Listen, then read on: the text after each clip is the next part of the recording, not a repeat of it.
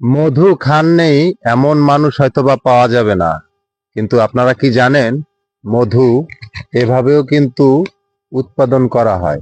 আমরা সবাই জানি যে চাকের ভিতরেই শুধু মধু হয়, চাক থেকে মধু সংগ্রহ করে আমাদেরকে দেওয়া হয়, আমরা সেটা খাই।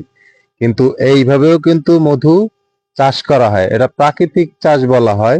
আপনারা যে বাক্সগুলো দেখতেছেন প্রিয় বন্ধুরা, এখানে অনেক বাক্স দেখতেছেন।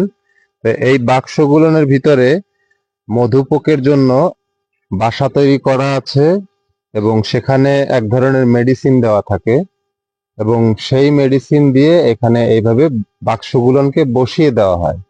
এরপরে কি হয়, এই মেডিসিনের ঘ্রাণে বিভিন্ন এলাকা থেকে, বিভিন্ন এই আশপাশে যত এলাকা দেখতেছেন এখান থেকে মধু পোকা এই বাক্সের ভিতরে বাসা বাঁধে এবং এরপরে বিভিন্ন সাইড থেকে, এই পুরা এরিয়া থেকে তারা যত রকমের ফুল আছে ফুল থেকে মধু সংগ্রহ করে এনে এই বাক্সের ভিতরে যে বাসা তারা তৈরি করে সেই বাসার ভিতরে সংগ্রহ করে এবং তারপরেই এই এই মধুগুলাকে সংগ্রহ করে আমাদেরকে দেওয়া হয়।